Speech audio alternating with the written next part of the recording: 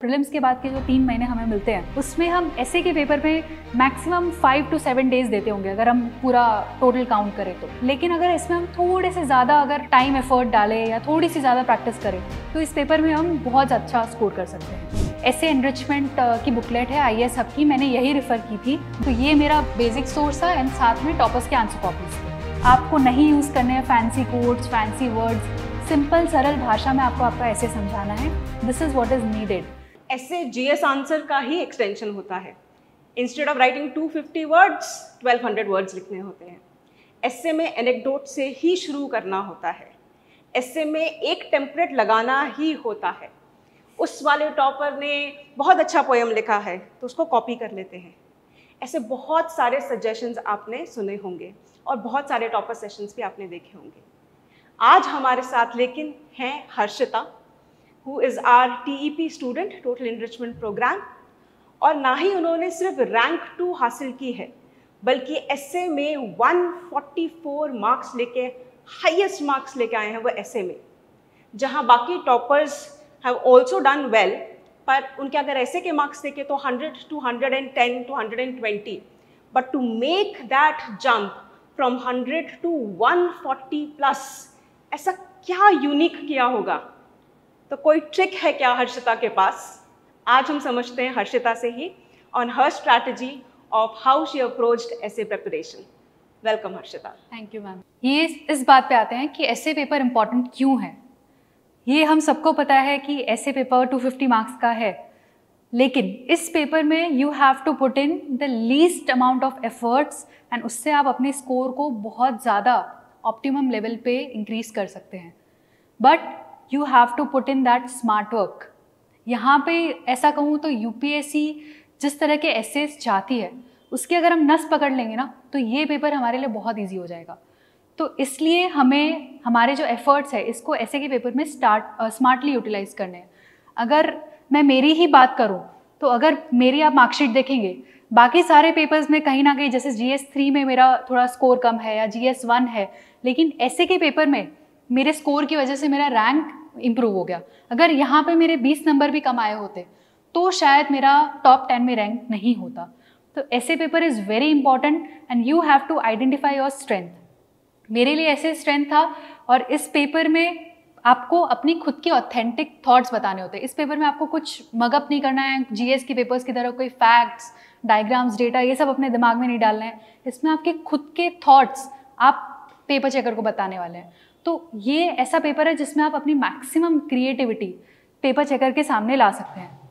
So it is a game changer. 250 marks definitely decides the rank and इस paper में आपकी personality reflect होती है। ये चीज़ आप अपने इंटरव्यू में भी रिफ्लेक्ट करेंगे, बट मेंस में ऐसे इज़ द पेपर जहाँ पे आपके ऑथेंटिसिटी, आपके थॉट प्रोसेस वो आप पेपर पे बताते हैं। But the irony is this is the most ignored paper. अगर हम देखें हमारी जो भी पूरी प्रिपरेशन जर्नी होती है या फिर प्रीलिम्स के बाद के जो 3 महीने हमें मिलते हैं उसमें हम ऐसे के पेपर पे मैक्सिमम 5 to 7 डेज देते होंगे अगर हम पूरा टोटल काउंट करें तो। लेकिन अगर इसमें हम थोड़े से ज़्यादा अगर टाइम एफर्ट डालें या थोड़ी सी ज़्यादा प्रैक्टिस करें तो इस पेपर में हम बहुत अच्छा स्कोर कर सकते हैं। ऐसे को एस करने के लिए you require 3 things which is authenticity, clarity and engaging. इससे यू कैन मेक योर ऐसे paper a game changer. First is authentic. तो ऑथेंटिसिटी का मतलब ये है कि आपके ऐसे में कहीं ना कहीं से आपका ऐसे मगअप या कॉपी पेस्टेड नहीं लगना चाहिए। आपके ऐसे में आपके खुद जो आप सोचते हैं, आप उस टॉपिक से जो समझ पाए हैं, वो थॉट्स आपको आपके पेपर में जितना हो सके उतना क्लियरली एक्सप्रेस करने हैं। सो it should reflect your own thoughts, not borrowed one. और यहाँ पे आपको हम काफ़ी सारे अक्सर कॉमन कोट्स यूज़ करते हैं या एग्जाम्पल्स होते हैं जो बहुत ही ज़्यादा ओवर यूज होते हैं। जैसे लॉर्ड बुद्धा का एग्जाम्पल है, वो हर कोई देता है, तो वो एग्जाम्पल्स अच्छे हैं, बट आपको अपना पेपर यूनिक बनाने के लिए थोड़े डिफरेंट एग्जाम्पल्स यूज़ करने पड़ेंगे अपने पेपर में, so that it adds freshness to your essay. Next is it should reflect your personality. अगर मैं एग्जाम्पल की बात करूं तो हमारा जो 2024 का मेंस का एग्ज़ाम था उसके पहले एक ऐसे था जो हमारे एग्ज़ाम में भी पूछा गया था, there is no path to happiness, happiness is the path. तो ये ऐसे था, इसकी मॉक आंसर कॉपीज हमारे ऐसे के मेन पेपर के एक दिन पहले फ्लोट हो रही थी मार्केट में, और ये कोई टॉपर ने ही लिखा था, I don't remember his name, but वो उसकी he was a good scorer, and वो कॉपी जितने भी लोगों ने पढ़ी होगी, करीबन 2-3 हज़ार लोगों ने तो पढ़ी ही होगी। और अगर आप ये सोचें ह्यूमन टेंडेंसी, अगर नेक्स्ट एग्जाम में आपको सेम टॉपिक पेपर में मिल जाता है तो उसमें होगा ये कि आप वही टॉपिक सिलेक्ट करेंगे और आपने जो डायमेंशंस पढ़े थे वही as it is copy paste करके आ जाएंगे। तो ऐसा बहुत लोगों ने किया होगा, और मैंने भी अपने फ्रेंड सर्कल में देखा तो बहुत लोगों ने ये सेम चीज़ करी थी। लकीली मैंने ये पेपर कॉपी नहीं पढ़ी थी, तो ये मेरे लिए एक लक फैक्टर हो गया। अगर मैंने ये किया होता तो शायद मैं भी यही सेम गलती करके आती।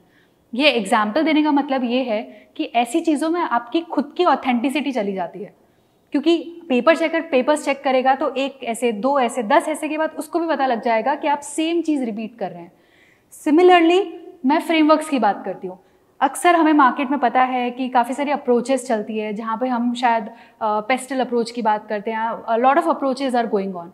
तो उससे होता ये है कि हमारे एसेज बहुत मैकेनिकल बन जाते हैं। अ lot of aspirants, even in fact majority of the aspirants will follow the same approach.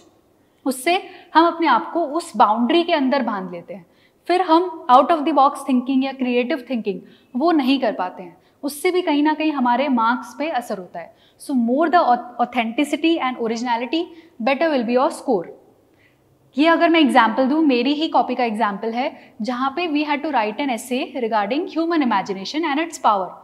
तो ये हमें क्लाउड कंप्यूटिंग या मशीन लर्निंग या मेटावर्स, ये सब के बारे में पता होता है, बट उसको आप कैसे क्रिएटिवली ऑथेंटिकली यूज़ कर सकते हो, उसका ये एग्जाम्पल है। जैसे मैंने लिखा है, as rightly quoted by Albert Einstein, the human imagination can take you anywhere, right? ये हम सबको पता है। This has been fulfilled in true spirit in present times, where clouds are storing data, machines are learning to mimic human behavior, and we are striving to acquire virtual property in the metaverse, which exists yet does not exist at the same time.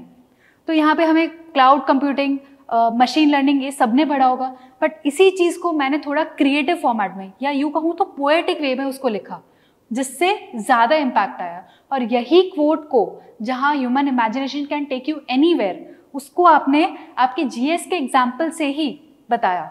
So this is one way to write your essay and use your creativity. Next is clarity.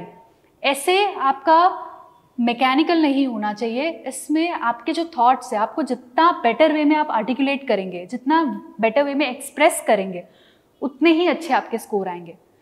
उसके लिए सबसे पहले आपको topic समझना बहुत ज़रूरी है। आप जितना अच्छे से उस टॉपिक को समझेंगे, उतना ही अच्छे से आप उसको सामने वाले को समझा पाएंगे। एग्जाम्पल लो तो आप अगर अपने फ्रेंड्स में बातें करते हैं, तो कोई भी XYZ टॉपिक हो जिसमें आपकी कमांड स्ट्रांग हो, आप वो टॉपिक अपने फ्रेंड्स को इतना अच्छे से समझा पाएंगे जितना बाकी कोई नहीं समझा पाएगा, और वो सामने वाले को समझ भी आएगा। क्यों? क्योंकि आपने वो टॉपिक को समझा है। ये सेम चीज़ आपको ऐसे में भी करनी है। तो आपकी क्लैरिटी रिफ्लेक्ट होनी चाहिए। आपका ऐसे एम्बिग्यूअस नहीं लगना चाहिए कि आप कहीं कुछ और बोल रहे हैं आगे वाले पेज पे, नेक्स्ट पेज पे आप खुद के थॉट्स कॉन्ट्राडिक्ट कर रहे हैं। ये चीज़ नहीं होनी चाहिए आपके ऐसे में। नेक्स्ट इज योर ऐसे should feel like a conversation with the examiner, जहाँ पे आप एग्जामिनर के साथ बातचीत कर रहे हैं। आप फॉर एग्जाम्पल आप उसको बोलेंगे imagine that you are sitting somewhere, तो आप उसको उस सिनेरियो में लेके जाएंगे। So it should have a smooth flow, it should not be abrupt. कहीं पे अक्सर ऐसा होता है कि हम वो फ्रेमवर्क्स की वजह से इमीडिएटली पॉलिटिकल डायमेंशन बताते हैं फर्स्ट पैरा में, एंड नेक्स्ट पैरा में हम अब्रप्टली सोशल डायमेंशन बताने लगते हैं। वो फ्लो नहीं रहता है, या फिर हम इमीडिएटली कंक्लूजन की तरफ पहुंच जाते हैं।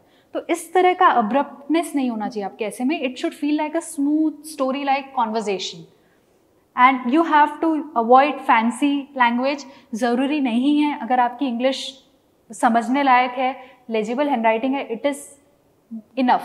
आपको नहीं यूज़ करने हैं fancy codes, fancy words. Simple सरल भाषा में आपको आपका ऐसे समझाना है। This is what is needed. What is needed is clarity and authenticity. So you should focus on conveying your thoughts logically. For example, we all know the story of Wright brothers, जहाँ पे उन्होंने plane invent किया, right? अब इसी चीज़ को मैंने थोड़ा emotional appeal के साथ कनेक्ट किया। कैसे? जैसे human imagination is a powerful thing. Little did a father know that his token of love for his kids would become the reason for his kids transforming the lives of generations to come. यहाँ पे मैंने किया क्या, father के token of love को generations change करने की ताकत से कंपेयर किया, इससे एक इमोशनल कनेक्ट बिल्ड हुआ।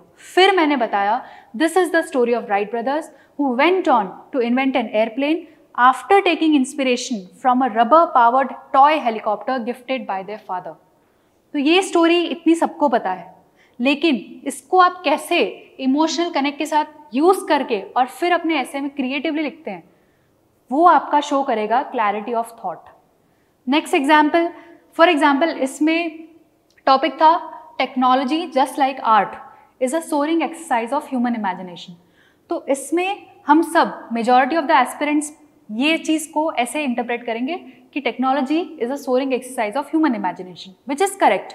बट उसमें जस्ट लाइक आर्ट ये जो 3 वर्ड्स है उसको हम नेग्लेक्ट कर देंगे, लेकिन हमें उन वर्ड्स के साथ हमारे एग्जाम्पल्स डेवलप करने हैं। कैसे?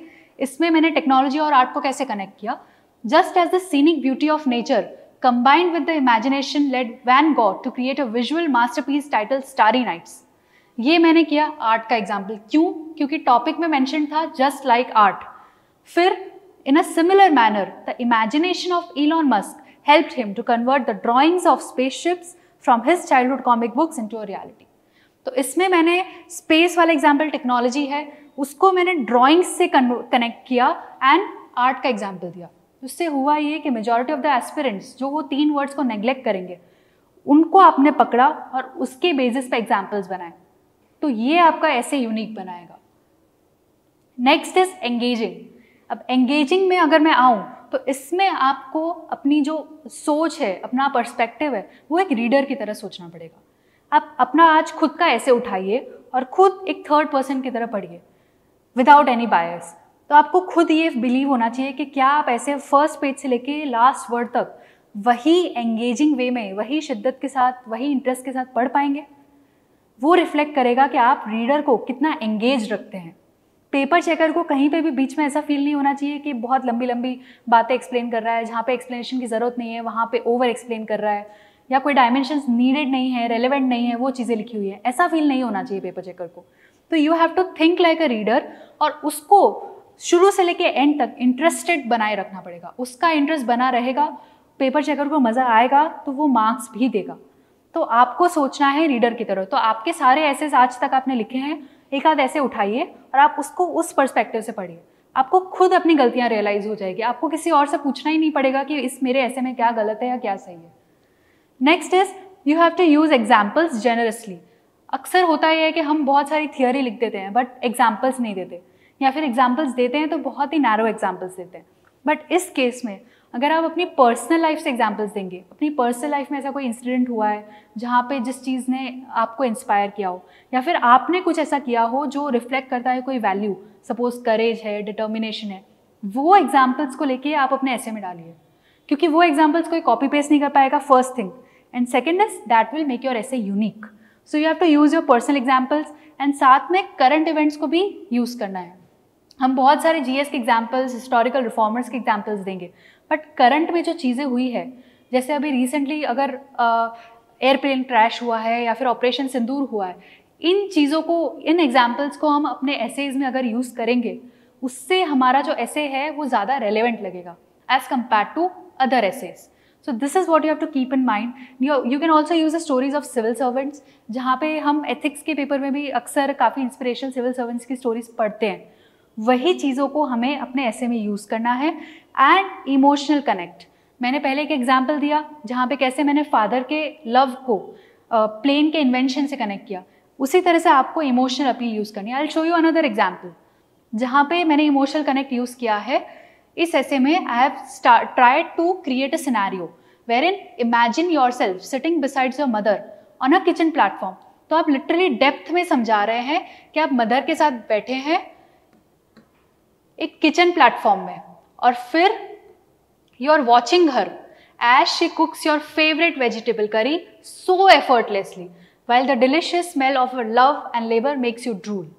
तो यहाँ पे ये so effortlessly you are watching her और डिलिश योर फेवरेट करी और मेक्स यू ड्रूल, ये सारी चीज़ें, इससे क्या होगा, आप उस सिनेरियो में पेपर चेकर को एक्चुअल में लेके जा रहे हैं, बिकॉज आप इतना बेटर वे में उसको आर्टिकुलेट कर रहे हैं। So this becomes very important, जहाँ पे आप इमोशनल कनेक्ट कर पाएँ. नेक्स्ट एग्जाम्पल, करंट एग्जाम्पल, जहाँ पे हमारे टाइम पे पैरालंपिक्स चल रहा था, तो शीतल देवी का एग्जाम्पल मैंने यहाँ पे दिया है to reflect her courage, her determination. जहाँ पे the disability of Sheetal Devi, born with a condition of underdevelopment of limbs, could have led her to live her life being dependent on others. However, her inner grit and courage, positive perception led her to fight hard and to become a silver medalist. तो यहाँ पे ये जो grit and courage है, positive perception है, ये सारी GS4 की values है. उसी चीज़ को मैंने यहाँ पे यूज़ किया है with an example, current example. तो ये चीज़ें आपको करनी है जिससे आपका जो ऐसे होगा वो ज़्यादा यूनिक बनेगा. Next example is of civil servant, जहाँ पे IPS आरिफ शेख है, उन्होंने एक चुप्पी तोड़ो आंदोलन का यूज़ किया to for women's domestic violence. तो ये सारे एग्जाम्पल्स हैं जहाँ पे आपके ऐसे में आप GS की नॉलेज यूज़ कर रहे हैं.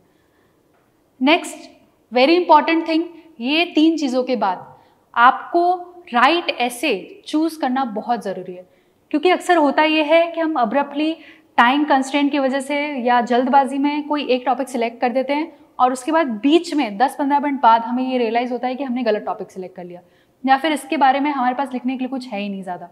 तो इस चीज़ को अवॉइड करने के लिए शुरू के 5-10 मिनट सारे टॉपिक्स को अच्छे से पढ़िए, फिर रफ पेज पे जाके उसके थोड़े थोड़े पॉइंट जॉट डाउन कीजिए. जो आपको लगता है कि ये 2 ऐसे में मैं कन्फ्यूज हूँ फॉर एन एग्जाम्पल, तो वो 2 ऐसे के पॉइंटर्स लिखिए. आपको लगता है इस ऐसे में मेरे ज़्यादा पॉइंट्स आ रहे हैं, तो फिर वो ऐसे सिलेक्ट करिए और फिर उसका पूरा रफ फ्रेमवर्क बनाइए.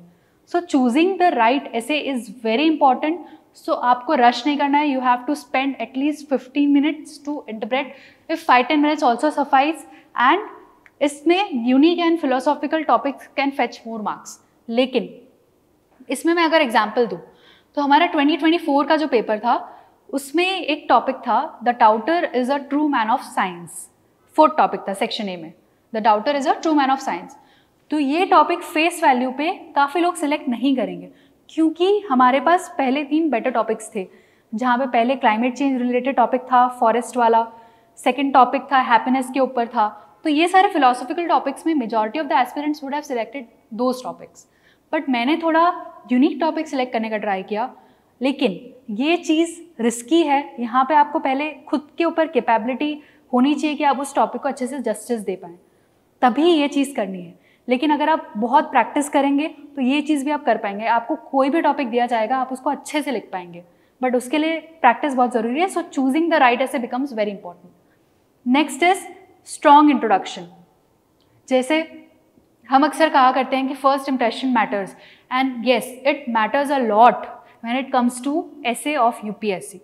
क्योंकि पेपर चेकर अगर पहला ही आपका पेज पढ़ रहा है और वो इतनी सारी कॉपीज देखता है दिन में, अगर उसमें आपको फर्स्ट पैराग्राफ में अगर आपने वो टोन सेट कर दी, वो राइट हिटिंग द नेल, अगर ऐसा इंट्रोडक्शन आपने दे दिया तो आप पेपर चेकर का माइंडसेट पहले से ही चेंज कर जाएंगे. तो माइंडसेट पेपर चेकर का कैसे चेंज होगा कि आपने इतना अच्छा टोन सेट किया है, तो पेपर चेकर को एक एक्सपेक्टेशन हो जाएगी कि आपका पूरा ऐसे उसी लाइन्स पे होगा. तो आप मार्क्स की रेंज ऑटोमेटिकली हायर लेवल पे ले जाएंगे अपने. तो first impression matters a lot, and इसमें आपको अपनी स्ट्रेंथ आइडेंटिफाई करनी है. मेरे लिए personally story based introductions are my strength. तो मैं दोनों एसेज में ट्राई करती थी कि एक स्टोरी से, एक यूनिक स्टोरी से, जैसे मैंने राइट ब्रदर्स का एग्जाम्पल दिया, इस तरह से मैं इंट्रोड्यूस करने का ट्राई करती थी. But that is one type of introduction. You can identify your strength, जहाँ पे कोड बेस्ड इंट्रोडक्शंस भी होते हैं, या फिर कोई करंट एग्जाम्पल से भी आप स्टार्ट कर सकते हैं. But you have to identify what works for you. मैं अगर मेरा एग्जाम्पल दूँ तो मैंने ये वाला the daughter is a true man of science, ये टॉपिक मैंने लिया था. अब इसके लिए मैंने ये ऐसे एनरिचमेंट की बुकलेट है IAS हब की, मैंने यही रेफ़र की थी मेरे ऐसे के सोर्सेज में. मैंने कोई लेक्चर्स नहीं देखे थे, तो ये मेरा बेसिक सोर्स था, एंड साथ में टॉपर्स के आंसर कॉपीज़ थे. तो इसी बुकलेट से मैंने एक एनेक्डोट उठाया था, और वही एनेक्डोट को मैंने मेरे इस टॉपिक के इंट्रोडक्शन के लिए यूज़ किया था. The daughter is a true man of science. तो इसमें कहने की बात यह है कि जो डाउट करता है, जो क्यूरियोसिटी रखता है, वो साइंटिफिक इनोवेशंस लेके आता है. तो उसको एक्सप्लेन करने के लिए ये अगर मैं एग्जांपल दूँ, द स्टोरी ऑफ आर्यभट्ट, जहाँ पे उन्होंने क्या किया कि मेडिवल टाइम्स पे सोलर एक्लिप्स के टाइम पे लोगों को ऐसा लगता था कि डीमन वॉज स्वैलोइंग द सन। ये मेडिवल टाइम्स की बात है, बट आर्यभट्ट उनके साइंटिफिक अंडरस्टैंडिंग की वजह से उन्होंने फिर इस फिनोमिनन को एक्सप्लेन किया। फिर उन्होंने बताया कि नहीं, ये तो सोलर एक्लिप्स है जो हम आज के टाइम पे जानते हैं। He challenge the prevalent belief and उसके बाद उन्होंने कहा कि ये तो नेचुरल अकरेंस है, कोई डीमन आके सन को नहीं खा रहा है। सो ये जो टॉपिक था हमारा कि the daughter is a true man of science, तो इसको मैंने इस एनेक्डोट से स्टार्ट करके इंट्रोड्यूस किया। इसी वे में आप भी ऐसे क्रिएटिव एनेक्डोट्स, क्रिएटिव इंट्रोडक्शंस को हाईलाइट करके और अपने एसेस को स्टार्ट कर सकते हैं। ऐसे एनरिचमेंट जो एनेक्डोट्स होते हैं वो बहुत इंपॉर्टेंट होते हैं और ऐसे आपको हर वैल्यू के लिए मिलेंगे। ये साइंस एंड रिलीजन पे ऐसे हर एक टॉपिक के ऊपर आपको ऐसे एनेक्डोट्स मिलेंगे, बट इसमें आपके ऊपर है कि आप उसको कितना क्रिएटिवली अप्लाई करते हैं। So that is very important. Next important part is the structured body. हम अक्सर ये फ्रेमवर्क्स की बात किया करते हैं कि आपको जैसे पॉलिटिकल है, सोशल है, इकोनॉमिकल डायमेंशन आपको अपने एसेज में लाना होता है, बट उससे आप अपने आप को 4 वॉल्स में बांध लेते हैं। सो इसमें rather than binding yourself with those approaches, you can think out of the box। कैसे कि आपको सिंपली एक ऐसे का टॉपिक लेना है और उसी को आपको ब्रेक करना है इन पार्ट्स। टॉपिक से ही आपको आइडेंटिफाई करना है कि इस टॉपिक से ये डायमेंशंस निकल सकते हैं और इस बेसिस पे आप यूज़ कर सकते हैं। मैं आपको ऐसा नहीं बोलूँगी कि पेस्टल अप्रोच या कोई भी अप्रोच जो आपको सिखाई जाती है क्लास में वो नहीं यूज़ करनी है, वो आप करिए, बट उसको एक प्रिस्क्रिप्टिव मेडिसिन की तरह यूज़ करिए। फॉर एग्जाम्पल, अगर हम कोई भी एक XYZ टॉपिक ले तो उसमें कोई चीज़ के इम्पैक्ट इंडिविजुअल लेवल पे भी होते हैं, सोसाइटल लेवल पे भी होते हैं और नेशनल लेवल पे भी होते हैं। फिर आप इंडिविजुअल लेवल के अंदर एग्जाम्पल्स में पेस्टल अप्रोच यूज़ कर सकते हैं या फिर सोसाइटल लेवल पे एग्जाम्पल्स में आप पेस्टल अप्रोच लगा सकते हैं। इस तरह की क्रिएटिविटी आपको दिखानी पड़ेगी और आपके एसेज में मल्टीपल डायमेंशंस कवर होने चाहिए। साथ में आप सब हेडिंग्स का भी यूज़ कर सकते हैं if you are comfortable. I try to create a smooth flow, तो मैं सब हेडिंग्स थोड़ा कम प्रीफर करती थी, बट सब हेडिंग्स भी यूज़ की जा सकती है if use in a wise manner. And you have to ensure smooth transitions. ऐसा नहीं लगना चाहिए कि आप एक डायमेंशन से दूसरे डायमेंशन पे अब्रप्टली जंप कर रहे हैं। ये चीज़ पेपर चेकर को पता नहीं चलनी चाहिए। आप अगर टॉपर्स के आंसर कॉपीज पढ़ेंगे ऐसे की, तो आपको पता ही नहीं लगेगा कब ऐसे स्टार्ट हुआ और कब खत्म हो गया, क्योंकि वो इतना स्मूथ फ्लो में जाता है। So the structured body and conclusion, जैसे फर्स्ट इंपॉर्टेंट मैटर करता है वैसे लास्टिंग इम्प्रेशन वो भी बहुत ज़्यादा इंपॉर्टेंट है। आपको अपने कंक्लूजन को एक ऑप्टिमिस्टिक, एक हाई नोट पे ख़त्म करना है, तो वहाँ पे you can use futuristic examples. आप उस टॉपिक से आप क्या वे फॉरवर्ड देना चाहते हैं या आपका क्या थॉट प्रोसेस है, या फिर आप SDGs का यूज़ कर सकते हैं, कॉन्स्टिट्यूशन का यूज़ कर सकते हैं, या हमारे लीडर्स के कोई कहे हुए कोट्स है उस पर आप एंड कर सकते हैं। But the conclusion should have a hopeful meaning. एक पॉजिटिव नोट पे एंड होना चाहिए जहाँ पे सारे चैलेंजेस आपने बताए, लेकिन उन चैलेंजेस के बाद there is hope, there is faith कि वो चैलेंजेस ओवरकम करके हम एक हायर ट्रैजेक्टरी पे जाएंगे।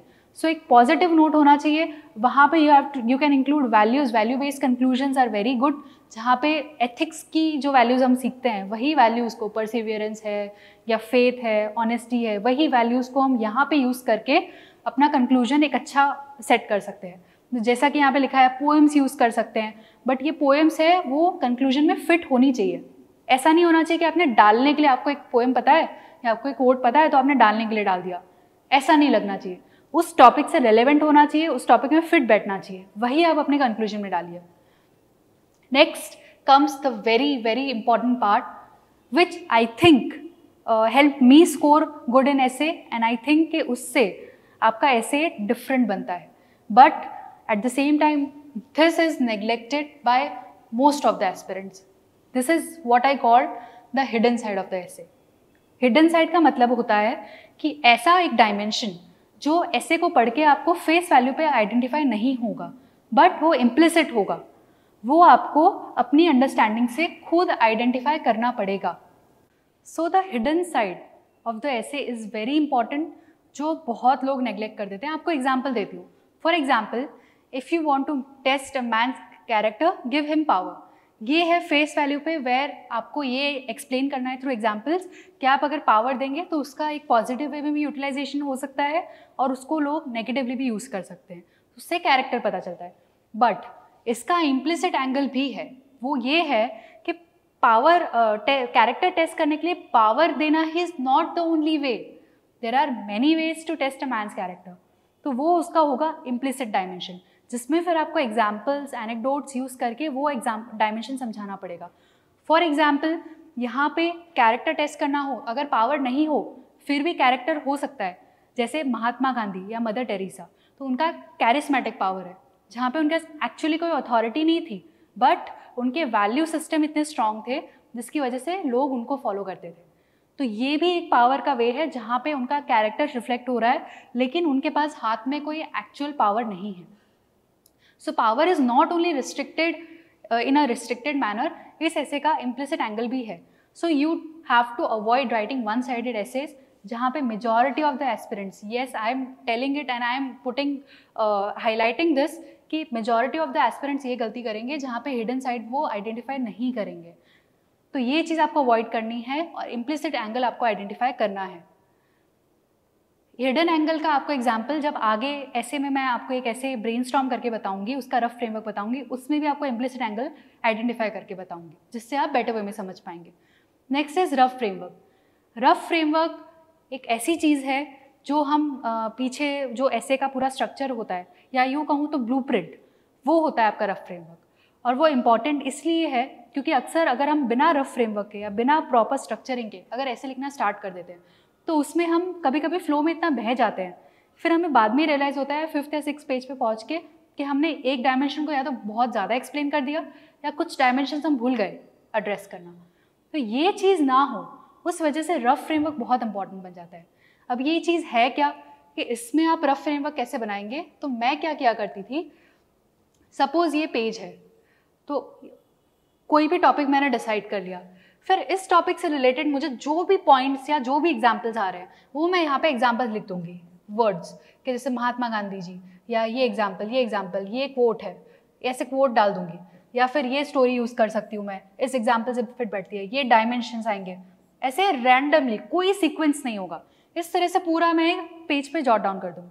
फिर मैं नेक्स्ट स्टेप में लिखूँगी, ये चीज़ मैं इंट्रो में यूज़ करूँगी, ये मेरे 1 2 3 ऐसे सीक्वेंस में डायमेंशंस होंगे, इन डायमेंशंस में ये एग्जांपल्स मैं यूज़ करूँगी। फिर इसका हिडन साइड होगा तो ये हिडन साइड होगा, इसमें ये एग्जांपल्स यूज़ करूँगी, और ये मेरे कंक्लूजन में, ये वाले कोट्स कंक्लूजन में आएंगे। इस तरह से मैं पूरा ब्लूप्रिंट पहले बना लूँगी और उसमें पहले 15-20 मिनट में ये चीज़ मैं रेडी कर लूँगी। इससे होगा ये कि फिर जब आप ऐसे लिखना स्टार्ट करेंगे उसके बाद आपका पेन रुकेगा ही नहीं, और आप बीच बीच में ये भी एड्रेस कर पाएंगे कि एक डायमेंशन में आप बहुत ज़्यादा एक्सप्लेन नहीं कर रहे और सारे डायमेंशंस को एडिक्वेटली कवर कर रहे हैं, कोई भी चीज़ मिस नहीं हो रही है। और इसमें बीच में भी आपको ऐसे लिखते लिखते भी कुछ चीज़ें याद आएंगी, तो वो भी आप पीछे साइड में यहाँ पे लिख दी। फिर जब जब वो चीज़ें हो रही है तो उसको आपको ने टिक मार दिया या क्रॉस कर दिया कि ये चीज़ मैंने लिख चुकी है, ये चीज़ एड्रेस हो चुकी है। तो इस तरह से रफ फ्रेमवर्क आपको बहुत काम आता है, तो इसको आप नेग्लेक्ट मत करिएगा। आपको लग सकता है कि ये चीज़ बहुत मेरा टाइम ले रही है या ये मुझे नहीं करना चाहिए, सीधा ऐसे लिखना स्टार्ट कर देना चाहिए, बट आपको इसकी यूटिलिटी अभी पता नहीं चल रही है। पर जब आप ऐसे लिखना स्टार्ट करेंगे और रफ फ्रेमवर्क पे आपकी एक पकड़ आ जाएगी, फिर आपको पता चलेगा कि रफ फ्रेमवर्क कितना इंपॉर्टेंट होता है। तो उसको आप नेग्लेक्ट बिल्कुल मत करिएगा। सो इसमें करना कुछ नहीं, you have to jot down whatever strikes your mind and फिर आपको उन आइडियाज़ को सेक्शंस में ग्रुप करना है। Next important question is how to develop content for the ऐसे।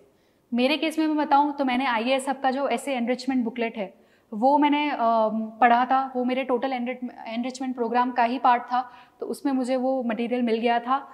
साथ में मैंने दूसरी चीज़ों में जो टॉपर्स एसेज है उनका बहुत अच्छा यूज़ किया। उसमें करना, आपको मेमोराइज नहीं करना है टॉपर्स के कॉपीज़ को, आपको उसमें से एग्जाम्पल्स उठाने हैं, एनेक्डोट्स उठाने हैं जो आप अपने एसेज में भी यूज़ कर सकते हो, पर पूरा ऐसे मेमोराइज नहीं करना है। वो आपको एक गाइडेंस देगा कि अगर ये पर्टिकुलर ऐसे है तो उसमें टॉपर ने क्या थॉट प्रोसेस लगाया होगा, किस तरह के डायमेंशंस यूज़ किया, किस तरह की लैंग्वेज से उन्होंने फ्लो मेंटेन किया। तो toppers copies are a very good source. फिर यूट्यूब वीडियोस, यूट्यूब वीडियोस में काफ़ी सारे इंस्पिरेशनल वीडियोस आते हैं, 2-3 मिनट के वीडियोस होते हैं। मैं पर्सनली गौर गोपाल दास के वीडियोस देखा करती हूँ, और भी काफ़ी सारे वीडियोस हैं जहाँ पे आपको इंस्पिरेशनल स्टोरीज, इंस्पिरेशनल एग्जाम्पल्स ये सब मिलेंगे जो आपको अलग से एक नोटबुक में लिखने हैं। यस, आप सिर्फ सुनते जाएंगे और आपको ऐसा लगेगा कि ये तो मुझे याद रहेगा, वो आप उस टाइम पे याद रहेगा, पर जब आपको एग्जाम में लिखना है तो उसके लिए आपको रिविजन की ज़रूरत पड़ेगी। तो आपको ऐसे ही एग्जाम्पल्स का, स्टोरीज़ का अलग से एक बुक मेंटेन करना है, उसमें वो सारे एग्जाम्पल्स लिख देने हैं, तो जो आप बार बार रिवाइज करेंगे। तो यूट्यूब वीडियोस है, साथ में आपको खुद की लाइफ को ऑब्जर्व करना है। खुद की लाइफ में इतने सारे आपको एग्जाम्पल्स मिल जाएंगे कि आपको कहीं बाहर जाने की ज़रूरत ही नहीं पड़ेगी, और वो एग्जाम्पल्स तो कोई कॉपी भी नहीं कर पाएगा। तो खुद की लाइफ को ऑब्जर्व करना सीखिए। For example, I will give you one example. हमें एथिकल रिलेटिविज्म तो पता है, हम एथिक्स में पढ़ते हैं कि जहाँ पे हमारी जो वैल्यूज़ है they are situational, they change according to situations, and वो एब्सोल्यूट नहीं है। This is ethical relativism. अब इसमें मैं अगर आपको कॉमन एग्जाम्पल दूँ, बहुत सिली सा एग्जाम्पल है बट इट इज़ रेलिवेंट, जहाँ पे अगर आपके दूध में सपोज मक्खी गिर जाती है तो नॉर्मल इंसान क्या करेगा? दूध फेंक देगा, क्योंकि मक्खी गिर गई है तो दूध तो खराब हो गया, ठीक है। उसके बाद वही सिचुएशन अगर मक्खी घी में गिर जाएगी तब क्या करेंगे? तब घी फेंक देंगे? बिल्कुल नहीं, तब घी की जगह हम मक्खी फेंकेंगे। तो यहाँ पे क्या हुआ? हमारा वैल्यू सिस्टम चेंज हो गया। वहीं पे पहले एग्जाम्पल में जब दूध में मक्खी गिरी थी तो हमने दूध फेंक दिया, तब हमें वो चीज़ सही लगी। सेकेंड एग्जाम्पल में घी नहीं फेंका, क्यों? क्योंकि वो एक्सपेंसिव होता है, हमने फेंकी मक्खी।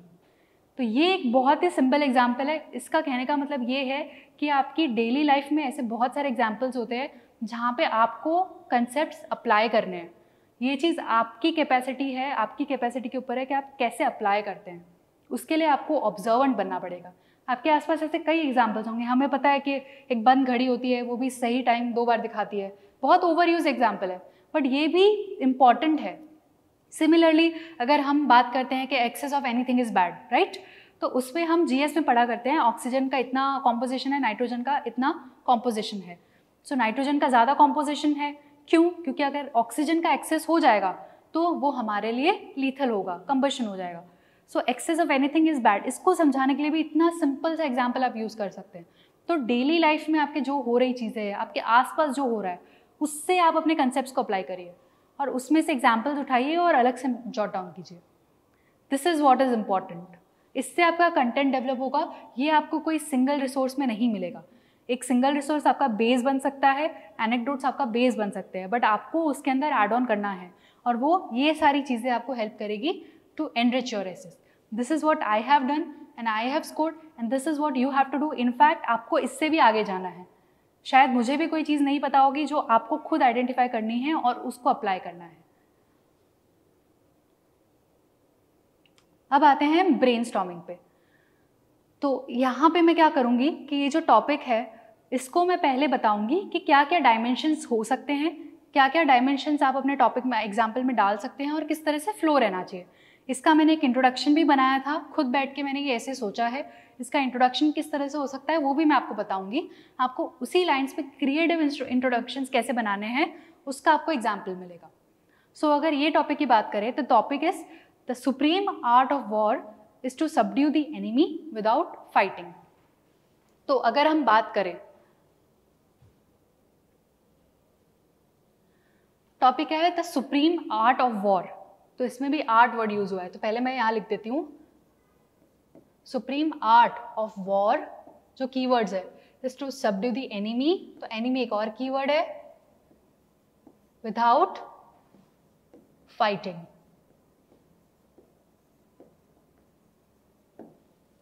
ठीक है, तो ये सारे कीवर्ड्स है। आर्ट एक कीवर्ड है, जैसे मैंने टेक्नोलॉजी वाला एग्जांपल दिया, technology just like art is a soaring exercise, तो उसमें भी जस्ट लाइक आर्ट वर्ड था। यहाँ पे द आर्ट ऑफ वॉर की बात हो रही है, तो ये वर्ड है, इसका मैं बताऊंगी कैसे हो सकता है। वॉर एनिमी विदाउट फाइटिंग, ये हमारा ब्रॉड इंटरप्रिटेशन है ऑफ द एसे। ठीक है, अब इसमें रफ फ्रेमवर्क की बात करूँ मैं अगर, तो इस पहले तो इसका इंट्रोडक्शन हम बाद में देखेंगे, इसके डायमेंशंस क्या क्या हो सकते हैं। तो एक तो हम बताएंगे इसमें कि जो हमारे ट्रेडिशनल वॉर्स थे, ट्रेडिशनल वॉर्स, तो इसमें हम बता देंगे बैटल ऑफ 10 किंग्स है, या जो भी हमारे बैटल ऑफ प्लासी है, इस तरह के बैटल्स का नाम देके हम ट्रेडिशनल बेसिस पे वॉर बता देंगे कि वॉर्स होते थे, किस तरह के वॉर्स होते थे। फिर हम बताएंगे कि वॉर्स क्यों होते हैं, वाई, वो एड्रेस करना बहुत ज़रूरी है। पहले हमें नेक्स्ट डायमेंशन पे आने से पहले ये बताना पड़ेगा कि वॉर्स होते क्यों थे। तो उसमें हमें एक आयरनी पोर्ट्रे करनी है कि some are for genuine reasons, for cattle, for wealth, but a majority of the wars are fought for self interest. जहाँ पे एक बहुत ही फेमस कोट है कि war is to man what maternity is to women.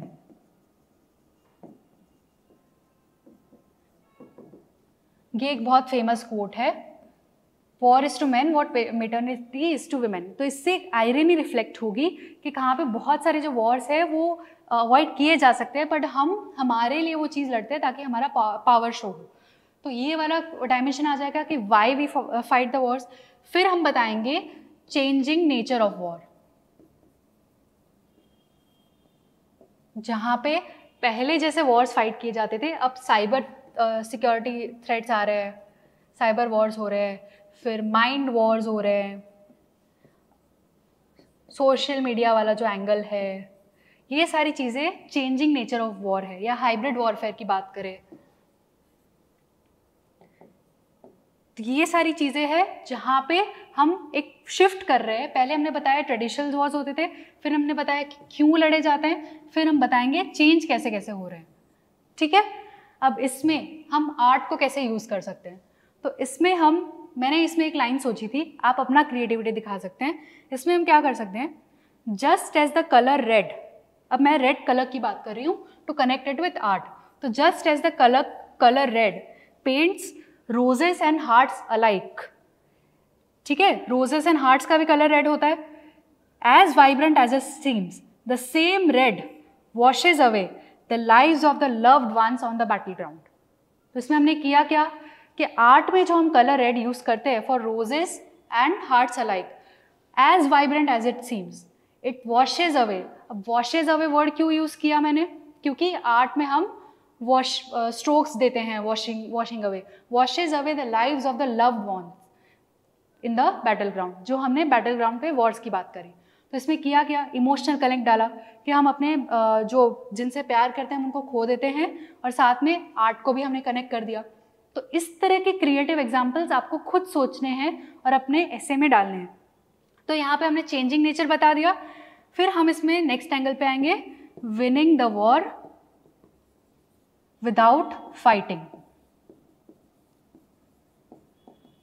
अब यहाँ पे बहुत सारे लोग बता देंगे जो हम इंटरनेशनल लेवल पे बोलते हैं कि डिप्लोमेसी करो, बातचीत करो, ठीक है, ट्रेड करो, कॉम्प्लेक्स इंटरडिपेंडेंस बना दो।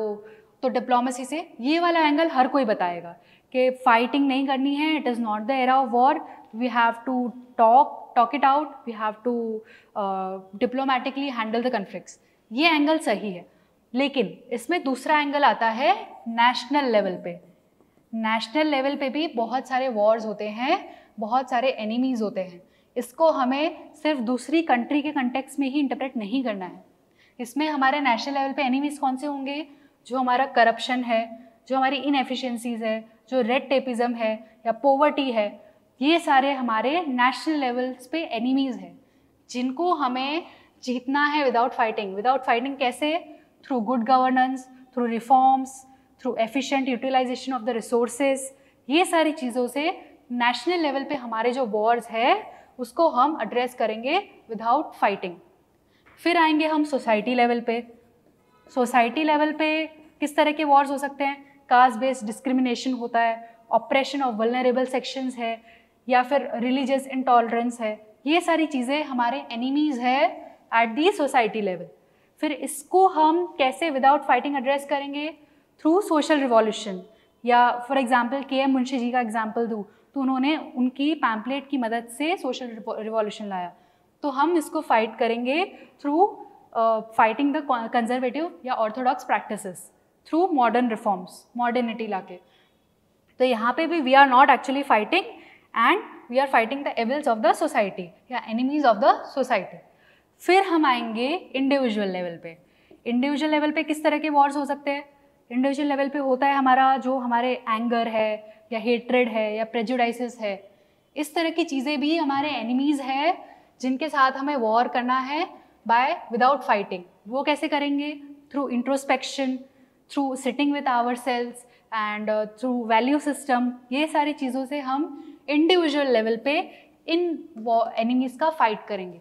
तो यहाँ पे सिर्फ डिप्लोमेसी की बात नहीं करनी है, हमें ये सारे लेवल्स पे भी एनिमीज़ को आइडेंटिफाई करना है। So we have to keep a broad interpretation of the word enemy. Individual level पे एग्जाम्पल तो नेल्सन मंडेला का एक बहुत अच्छा एग्जाम्पल है कि उनकी कोई गलती नहीं थी, फिर भी उनको 27 साल जेल में बंद रखा। फिर वो रिवेंज की भावना से भी आ सकते थे, लेकिन उन्होंने खुद को रिफॉर्म किया और वो नेशन के बेटरमेंट के लिए आए। सो इस तरह के जो कोट्स है वो आप इंडिविजुअल लेवल पे यूज़ कर सकते हो। और इसमें इंडिविजुअल लेवल पे एक अनदर डायमेंशन हो जाएगा विमेन भी एक साइलेंट वॉर फेस करती है। कैसे? Dual burden syndrome. हम सबको पता है ड्यूअल बर्डन सिंड्रोम के बारे में, जहाँ पे विमेन के पास वर्कलोड भी होता है और साथ में घर की भी रिस्पॉन्सिबिलिटीज़ होती है। तो वो डेली एक साइलेंट वॉर फेस कर रही होती है जहाँ पे उनको सारी चीज़ें मैनेज करनी होती है। ये जस्ट वन एग्जाम्पल है, इससे ऐसे बहुत एग्जाम्पल्स हो सकते हैं। वो आपको आइडेंटिफाई करना है कि आप इस एनिमी का या वॉर का कैसे इंटरप्रिटेशन करते हैं। This is just a rough framework. तो ये तरह से आपको ये सारे डायमेंशंस करने हैं, फिर आपको बताना है कैसे आप जीत सकते हैं विदाउट एक्चुअली फाइटिंग। अब आते हैं इसमें हिडन एंगल की। टॉपिक क्या है? The art of war is to subdue the enemy without fighting. इसमें इम्प्लिसिट या हिडन एंगल क्या है? 2 एंगल्स है। First is it a weakness? हमें जो विदाउट फाइटिंग करना है, क्या ये हमारी वीकनेस है? क्या हम डर रहे हैं? पहला एक डायमेंशन है। Second is war sometimes is essential. ये इसका हिडन एंगल है। ऐसा तो बोल दिया हमने कि हमें विदाउट फाइटिंग हमें जीतना है, बट कभी कभी वॉर इम्पॉर्टेंट भी हो जाता है। कब? जैसे अगर हम रिसेंट एग्जाम्पल दें, वॉर नहीं है बट हमने फिजिकल फोर्स यूज़ किया, ऑपरेशन सिंदूर की बात करें तो वहाँ पे भी हमारे नेशनल इंटरेस्ट के लिए जब हमारी बॉर्डर पे कोई खतरा आएगा तो हम वॉर पे उतरेंगे। जब भी नेशनल इंटरेस्ट की बात होगी या जब भी सेल्फ प्रोटेक्शन की बात होगी जेन्युइन रीजंस पे, तो वहाँ पे war is necessary. For example Kautilya का एग्जाम्पल दूँ तो कौटिल्य बात करते हैं साम दाम दंड भेद की। उसमें वो दंड की भी बात करते हैं। दंड होता लास्ट रिजॉर्ट है बट होता ज़रूर है। तो वहाँ पे हमें पहले कौटिल्य का इधर एग्जाम्पल देना है साम दाम और भेद की, और यहाँ पे बताना है कि नहीं कभी कभी दंड की भी ज़रूरत होती है। तो ये है इसका इम्प्लिसिट एंगल जो काफ़ी सारे लोग एड्रेस करना भूल जाते हैं। वो यही प्रूव करने की कोशिश करते हैं कि yes we have to win the war without fighting, और वॉर का नैरो इंटरप्रिटेशन कर देते हैं। तो ये 2 गलतियां हैं जो नहीं करनी है। पहले तो ब्रॉड इंटरप्रिटेशन करना है और साथ में इसका इम्प्लिसिट एंगल वो बताना बहुत ज़रूरी है। फिर हम इसके बाद आएंगे ये हिडन एंगल को हम एग्जाम्पल से बताएंगे कि कहाँ कहाँ पे वॉर एसेंशियल था, या फिर जैसे हमने फासिज्म का हमने किया तो उस टाइम पे एसेंशियल था, या फिर कोई जेनोसाइड है, उन चीज़ों में ये जो जीएस के एग्जाम्पल है वो यूज़ करके हम इस चीज़ को प्रूव कर सकते हैं। या इंडिया के एग्जाम्पल दे सकते हैं, जैसे क्विट इंडिया मूवमेंट है, वहाँ पे हमने डू और डाई किया। क्यों? क्योंकि हमारी खुद की नेशन की बात आ गई थी।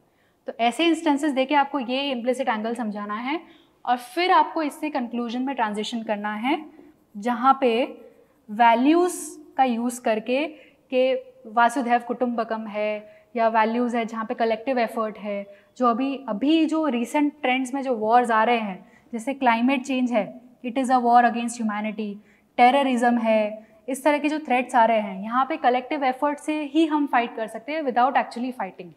तो कंक्लूजन में फिर हमें कंटेम्प्रेरी का बेस लेके वैल्यूज़ का यूज़ करके और फिर हाई नोट पे एंड करना है कि वॉर्स होते हैं। तो एक फेमस कोट है, when two elephants fight it is the grass who suffers. This is a very famous quote. तो आप इसको अगर उस कंक्लूजन के साथ कंक्लूजन में ऐड करके अगर इस कोट को डालते हैं तो आपका बहुत इम्पैक्टफुल बनेगा ये ऐसे। इस तरह से ये ब्रॉडली एक रफ फ्रेमवर्क है जिससे इस ऐसे को किया जा सकता है। अब आते हैं इसके इंट्रोडक्शन पे। मैंने इसका इंट्रोडक्शन एक बनाया था जो मैं आपको पढ़ के सुनाती हूँ, जहाँ पे मैंने एक कॉन्ट्रास्ट दिखाने की कोशिश करी है between war which are actually fought on the battlefields and the war of mind. इसमें कॉन्ट्रास्ट दिखाने का ट्राई किया है मैंने इस इंट्रोडक्शन में। कैसे? अब मैं उसको पढ़ के सुनाती हूँ। Just as the world witnesses the lightning of night skies, और इसमें मैंने बहुत डिटेल में बताया है so that आप उस सिनेरियो में चले जाएं। Just as the world witnesses the lightning of night skies in the wake of missiles being fired in the fight between hostile nations such as Iran and Israel, in a similar manner, knights and pawns, PAWNS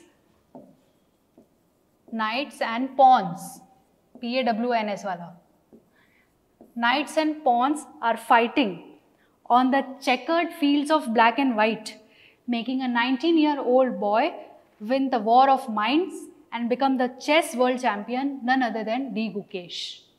तो यहाँ पे मैंने किया क्या, एक तो बताया कि जो आकाश हमारा जो लाइटनिंग हो रही है नाइट स्काइज की विद मिसाइल्स जो फायर्ड हो रही है ऑन द बैटल ग्राउंड, उसको मैंने कॉन्ट्रास्ट किया नाइट्स एंड पॉन्स जो फाइट कर रहे हैं on checkered fields of black and white. तो इसको मैंने एक पोएटिक वे में बताया कैसे वॉर ऑफ माइंड है जो चेस बोर्ड पे हो रहा है और जो एक्चुअल वॉर हो रहा है, उन दोनों का कॉन्ट्रास्ट बताया। इस तरह से क्रिएटिवली इंट्रोडक्शन, और फिर आप इसको मेन टॉपिक से कनेक्ट कर सकते हैं। और अगर इसको आपको क्लोज करना हो तो कंक्लूजन में भी आप बता सकते हैं कुछ भी आप जो वैल्यूज बता रहे हो उसके बाद, so that the skies are brighten not by missiles but by fireworks of peace and celebration. तो आप स्काइज जो आपने ऊपर मिसाइल्स से बताया वहाँ पे आप बता रहे हैं fireworks of peace and celebration, and fights are fought on the chess boards and not on the battlefields। इस तरह से आप पूरा ऐसे कंक्लूड कर सकते हैं। तो this was a rough framework जो इस ऐसे को मैंने डिटेल में बताया।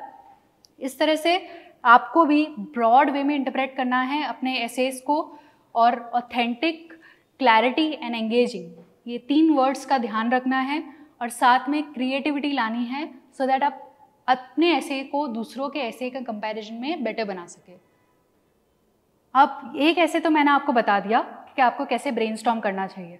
अब ये दूसरा टॉपिक है जो मैं आपको दे रही हूँ। आपको इस टॉपिक को ब्रेनस्टॉर्म करना है खुद बैठ के, फर्स्ट ऐसे में आपने जो भी सीखा है उस बेसिस पे, और ये टॉपिक है when life takes the wind out of your sail it is to test you at the oars. इसमें मैं आपको अगर हिंट देना चाहूँ तो इसमें एक इम्प्लिसिट एंगल भी है। वो इम्प्लिसिट एंगल आप आइडेंटिफाई करते हैं तो बहुत बेटर है, अदरवाइज थोड़े ही दिनों में आपको इसका इम्प्लिसिट एंगल भी बताया जाएगा, और आपको इसका भी बहुत ब्रॉड वे में इंटरप्रिटेशन करना है, जहाँ पे wind out of your sail का क्या मतलब होता है और test you at the oars का क्या मतलब होता है, और वो बहुत सारे लेवल्स पे हो सकता है। एक नेशन के लिए भी हो सकता है, एक इंडिविजुअल के लिए भी हो सकता है। तो ये चीज़ आपको खुद आइडेंटिफाई करनी है, और इसका इम्प्लिसिट हिडन एंगल वो भी आपको खुद आइडेंटिफाई करना है, और फिर आपको देखना है कि कैसे आपका ऐसे बेटर वे में इम्प्रूव होता है। So these are a few general observations wherein one thing is which I have observed in a lot of essays is कि हम GS की तरह essays में facts डालने लगते हैं या data डालने लगते हैं कि as per a recent report so and so thing happened and this is the data। आपको essay में data का overload नहीं करना है because this is not your GS answer। This is essay, यहाँ पे आपके thoughts, आपकी personality reflect करनी है। तो data का overload, facts का overload avoid करना है। Time management is very important. अगर आप ऐसे टाइम पे कंप्लीट नहीं करेंगे या फिर any paper, any GS paper for that matter, तो आप रेस से ऑलरेडी बाहर हो जाएंगे। सो पेपर कंप्लीट करना इज़ वेरी इंपॉर्टेंट। एसेज का प्रैक्टिस से आएगा टाइम मैनेजमेंट। अगर आप 3 घंटे बैठ के एसेज लिखेंगे फिर आपको पता चलेगा कि आपको रफ फ्रेमवर्क में कितना टाइम लग रहा है, एक्चुअल एसे में कितना टाइम लग रहा है, टॉपिक सेलेक्ट करने में कितना टाइम लग रहा है, और एक्चुअली उसका एग्जीक्यूशन कितने टाइम में हो रहा है। So practice, practice and practice, it is very important. Another thing is avoid long paragraphs. ये एक बहुत प्रेजेंटेशन की या हाइजीन की चीज़ है जो बहुत सारे बच्चे मिस कर जाते हैं। एक कॉपी होगी जहाँ पे बहुत ही अच्छा कंटेंट होगा, बट वो पूरा एक पैराग्राफ होगा, एक ऐसे पूरा लिखा होगा उन्होंने डिटेल में। ये एक कॉपी है। वहीं दूसरी कॉपी है जहाँ पे उसने स्पेसिंग से स्टार्ट किया पैराग्राफ, इतना स्पेस छोड़ा, फिर यहाँ से पैराग्राफ चालू किया, इतना लिखा, ब्रेक किया पैराग्राफ, वापस स्पेस करके इधर से स्टार्ट किया, इस तरह से लिखा। अब खुद बताइए कौन सा ऐसे ज़्यादा प्रेजेंटेबल लगेगा और किस ऐसे में ज़्यादा मार्क्स मिलेंगे। इस ऐसे को ज़्यादा प्रेजेंटेबल होने की वजह से पेपर चेकर का जो माइंडसेट है वो ऑटोमेटिकली थोड़ा चेंज हो जाएगा। तो ये बहुत ही सिंपल सी चीज़ है, बट लॉन्ग पैराग्राफ्स अवॉइड करने हैं हमें, और हमारे जो एसेज है उसको शॉर्ट पैराग्राफ्स में क्रिस्प फॉर्म में लिखने हैं। Next is use your GS knowledge. हम जीएस में काफ़ी सारे एग्जाम्पल्स पढ़ते हैं, कॉन्स्टिट्यूशनल प्रोविजंस पढ़ते हैं या एसडीजीज है, what ever you read, social reformers है, उन सबको हमें हमारे एसेज में यूज़ करना है। बट सिर्फ उन्हीं को यूज़ करना है मैं ये नहीं कहूँगी। आपके एसेज में काफ़ी सारी यूनिक चीज़ें भी होनी चाहिए, यूनिक एग्जाम्पल्स भी होने चाहिए, एनेक्डोट्स होने चाहिए जो आपके एसेज को एनरिचिंग बनाएंगे। अदरवाइज अशोक का एग्जाम्पल या बुद्धा का एग्जाम्पल वो हर कोई यूज़ करेगा, बट आपको वो मेन स्ट्रीम एग्जाम्पल के साथ साथ खुद के एग्जाम्पल्स भी लेके आने हैं। So these are a few general observations and overall मैं बात करूँ तो एसे के लिए आपको ज़्यादा स्ट्रेस लेने की ज़रूरत नहीं है। आपको फेस वैल्यू पे लग सकता है कि this is not my cup of T, या मेरी इंग्लिश इतनी अच्छी नहीं है, या आप कोई भी लैंग्वेज में जो पेपर अटेम्प्ट कर रहे हैं, बट इसमें लैंग्वेज मैटर नहीं करती है, बिकॉज हम यूपीएससी के एग्ज़ाम दे रहे हैं, हम कोई स्कूल के एग्ज़ाम नहीं दे रहे हैं। यूपीएससी चाहता है कि हमारे एसेज में हमारे थॉट्स, हमारी ओरिजिनलिटी रिफ्लेक्ट हो। हम जितना क्लियरली, जितना सिंपल वे में हमारे थॉट्स एक्सप्रेस करेंगे, थियोरी और एग्जाम्पल्स का बैलेंस रखेंगे, उतना ही अच्छे से हमारा ऐसे दिखेगा। बहुत सारे एग्जाम्पल्स भी नहीं डाल देने हैं कि आपके ऐसे में सिर्फ एग्जाम्पल एग्जाम्पल एग्जाम्पल दिख रहे हैं, आपकी थियोरी, आपके थॉट्स दिख ही नहीं रहे हैं। दोनों का बैलेंस होना चाहिए, जहाँ पे आप खुद क्या समझे हैं वो भी लिखें और साथ में उसको एग्जाम्पल से सपोर्ट करें। This is the broad framework which I used and which help me in my preparation and help me score 144 in essay. And आपको भी इसी लाइन्स पे इसको ब्लाइंडली फॉलो नहीं करना है, बट इससे आपको जो चीज़ें आपके लिए वर्क करती है वो आइडेंटिफाई करनी है और उसको आपके ऐसे में इनकलकेट करना है, और फिर खुद की ऑथेंटिसिटी एंड क्रिएटिविटी के साथ अपने ऐसे को बेटर बनाना है। And keep writing, write a lot of essays. जितना आप प्रैक्टिस करेंगे, जितना आप थीम बेस्ड एसेज पे वर्क करेंगे, उतना ही ज़्यादा आपका ऐसे पॉलिश्ड हो जाएगा। और अगर आपके पास टाइम कंस्ट्रेंट है तो आप रफ फ्रेमवर्क भी बना सकते हैं, जहाँ पे वेरियस थीम्स या PYQs उठा के उसके आप रफ फ्रेमवर्क बनाइए, तो जिससे आपका एक ब्रॉड स्ट्रक्चर क्रिएट हो जाएगा। सो ऐसे is not that hard, it is just about using your efforts creatively. This was all from my side, all the very best. And मेरी जो ऐसे की कॉपीज़ है वो मैं अपलोड करूँगी अपने टेलीग्राम चैनल पे, और अगर आपको चाहिए तो मैं एक ऐसे की कॉपी आपको भी दिखा देती हूँ, सो दैट मेरा एक ऐसे है जहाँ पे टेक्नोलॉजी जो मैं बता रही थी, technology like art is a soaring exercise of human imagination. तो यहाँ पे पहले मैंने राइट ब्रदर्स की स्टोरी से स्टार्ट किया, जहाँ पे इमोशनल कनेक्ट करके token of love of father उससे कनेक्ट करके इंट्रोडक्शन दिया। फिर मैंने उसको टॉपिक से कनेक्ट किया कि इमेजिनेशन की बात कर रहे हैं तो imagination is thinking the unthinkable. इस तरह के कीवर्ड्स यूज़ करके फिर अपना खुद का जो थॉट है, जो मैं उस ऐसे से समझी हूँ, उसको मैंने ऐसे में डाला। फिर बिकॉज जस्ट लाइक आर्ट ये वर्ड यूज़ किया है, तो इसलिए मैंने आर्टिस्ट का एग्जाम्पल लिया कि just like an artist gets lost in his thought and paints the blank canvas in a beautiful symphony. इस तरह के वर्ड्स आप प्रैक्टिस से अपने एसेज में लेके आ पाएंगे।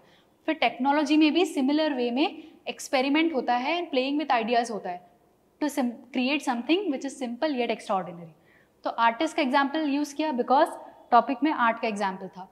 फिर मैंने बताया कि इमेजिनेशन होता क्यों है, ये वन डिमेंशन हो गया, उसको बता के फिर मैंने एग्जाम्पल डाला कि एक होता है कि कोई प्रॉब्लम की वजह से हम इमेजिनेशन करते हैं, जैसे एयरबीएनबी का एग्जाम्पल है, और दूसरा होता है कि हम इंटरनल ड्राइव से भी इमेजिनेशन करते हैं। जैसे इंटरनल ड्राइव से कैसे कोविड-19 वैक्सीन है, तो वहाँ पे भी हमने शॉर्ट टाइम में इनोवेटिव चीज़ बनाई। तो ये दो एग्जाम्पल्स हैं जहाँ पे पहले मैंने थियोरी दी और फिर उसके एग्जाम्पल्स बताए। फिर वापस इमेजिनेशन से मैंने कनेक्ट किया कि हिस्टोरिक मैन था, प्री हिस्टोरिक मैन, उसने फायर एंड प्रिमिटिव टूल्स का यूज़ करना सीखा और उससे हमारी मॉडर्न टेक्नोलॉजीज़ का बेसिस बना। तो हिस्ट्री को मैंने कनेक्ट किया करंट टेक्नोलॉजीज से। फिर वापस मैंने थियोरी लेके आई। थियोरी कैसे कि depth of imagination is reflected from power of human beings to convert natural motion of moving water उसको हाइड्रो पावर प्रोजेक्ट्स में। तो ये एक इंटरप्ले दिखा रहे हो आप, प्लेफुल यूज ऑफ वर्ड्स कहूँ तो इस तरह से आप एग्जाम्पल दे रहे हो।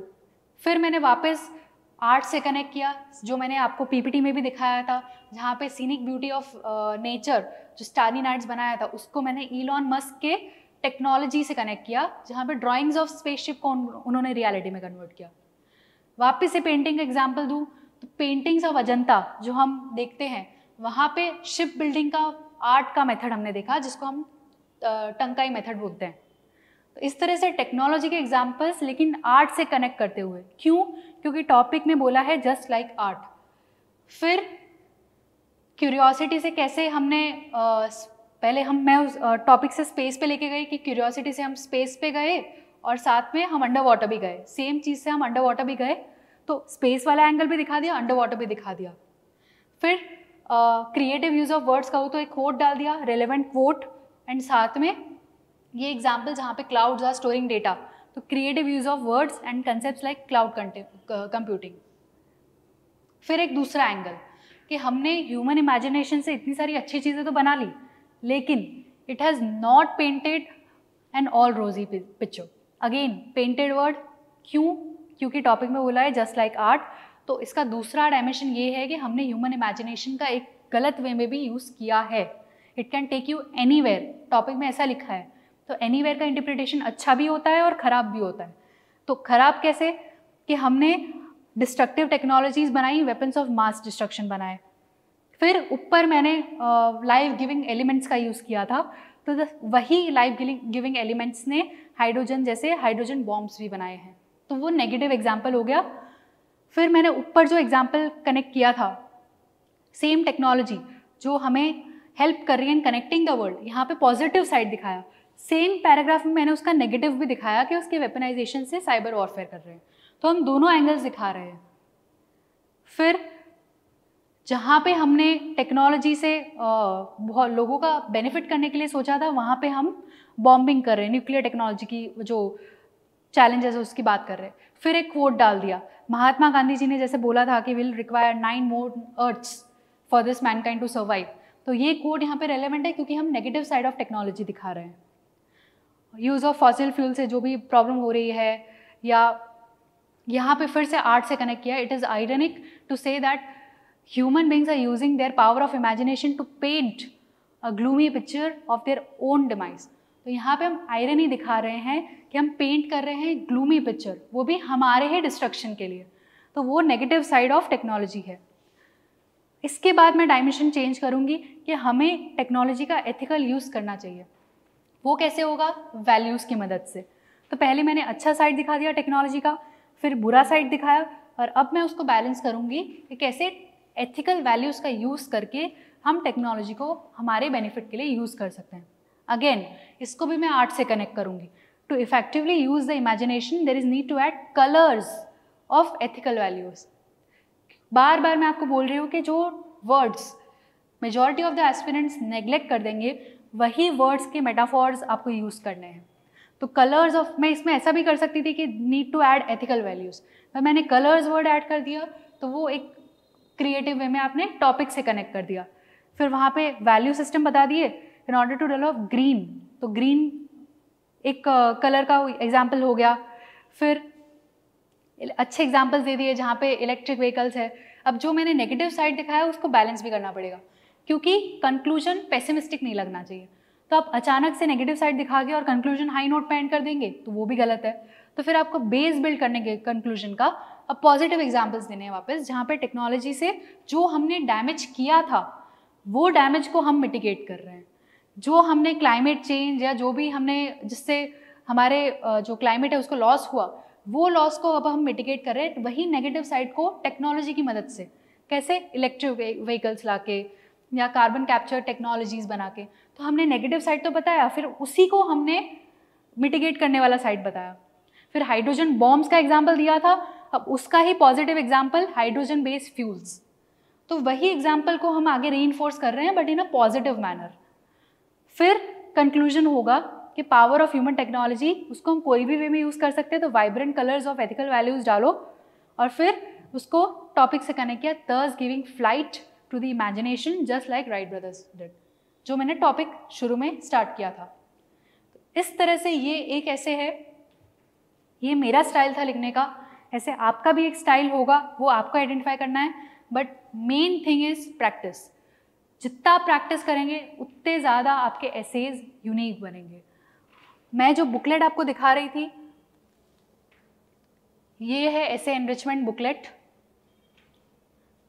जो IAS सबकी है। यहाँ पे टॉपिक वाइज जो भी वैल्यूज़ है वो वैल्यूज़ को लेके, जैसे greed, envy, consumerism, compassion, forgiveness, ये सब वैल्यूज़ की इंडिविजुअल अच्छे अच्छे जो एनेक्डोट्स है इन अ समराइज मैनर वो आपको मिल जाएंगे। जैसे एजुकेशन की बात करें तो BR अम्बेडकर है, कैलाश सत्यार्थी है जिनका बचपन बचाओ आंदोलन है। तो इसमें आपको हाईलाइट करना है कि आपके लिए कौन से एग्जाम्पल्स यूजफुल है। ये वाल्मीकि जी का एग्जाम्पल है जहाँ पे पहले वो एक रॉबर थे, फिर उन्होंने, जहाँ पे हमने टॉपिक की ब्रेनस्टॉर्मिंग करी कि the art of war is to subdue the enemy without fighting. तो वहाँ पे जो इंडिविजुअल लेवल पे जो एनिमी है, तो इनका जो इंडिविजुअल लेवल पे एनिमी था कि वो रॉबर थे, उस चीज़ को उन्होंने ट्रांसफॉर्म किया, उनके इंटरनल एनिमी से फाइट किया एंड उनको नॉलेज एंड विजडम से उनको खुद को डेवलप किया। तो ये एग्जाम्पल वहाँ पे भी यूज़ हो सकता है। तो आपको बताना है कि किस तरह से एग्जाम्पल्स आप यूज़ कर सकते हो। ये कोट्स है, इसमें भी आपको खुद को हाईलाइट करना है। सारे कोट्स आपको याद नहीं करने हैं, जो आपको लगता है कि मैं ये चीज़ यूज़ कर सकता हूँ वो चीज़ आपको हाईलाइट करनी है। सिमिलरली अगर मैं इसमें अगर देखूँ तो मटीरियलिज्म है तो उस पर एग्जाम्पल्स आ जाएंगे, इंस्टाग्राम या यूट्यूब इन्फ्लुएंसर्स के एग्जाम्पल्स है, या फिर कंपैशन या फॉरगिवनेस है तो उसमें भी नेल्सन मंडेला है जो मैंने आपको बताया 27 ईयर्स ऑफ इम्प्रिजनमेंट, वो भी यहीं पे पढ़ा था मैंने कि यहाँ पे उनको 27 ईयर्स की जेल हो गई थी, लेकिन उसके बाद उन्होंने कंपैशनेट एटीट्यूड रखा, वेंजेंस का एटीट्यूड नहीं रखा। तो इस तरह के एग्जाम्पल्स आपको अपने अंदर इनकलकेट करने हैं। ये है पार्ट ए वाले ऐसे इसके लिए। सिमिलरली पार्ट बी वाले, अच्छा हाँ, ये GS बेस्ड ऐसे इसके लिए है जहाँ पे जो रिकरेंट थीम्स है, जैसे क्लाइमेट चेंज है या सोशल जस्टिस है, वाटर क्राइसिस है, पोवर्टी, हंगर, ये सारे जो भी थीम्स है जिस पे एसेस पूछे जा सकते हैं, चाहे वो टेक्नोलॉजी है तो AI and ethical issues, blockchain, इस तरह के थीम्स में भी हमें कंटेंट मिल जाएगा। ये आप देखेंगे जहाँ पे क्लाइमेट चेंज है तो वहाँ पे चिपको मूवमेंट है, या फिर टिबेट है तो टिबेट में आइस टावर्स बनाए हैं, ये रहा आइस स्तूपास लद्दाख में। तो इस तरह के एग्जाम्पल्स जहाँ जहाँ पे है, या फिर की फैक्ट्स है, ये जस्ट फॉर रेफरेंस है। यहाँ पे आपको कोट्स भी मिल जाएंगे। SDG है तो SDG में जो गवर्नमेंट के मॉडल्स, जो अच्छी स्कीम्स है उसके एग्जाम्पल है। चाहे आप देखेंगे जितने भी करंट टॉपिक्स है, करंट टॉपिक्स में आपको अलग अलग एग्जाम्पल्स दिखेंगे। जैसे सोशल एंटरप्रेन्योरशिप है तो वहाँ पे 16 सिस्टर्स का एक बहुत फेमस एग्जाम्पल है।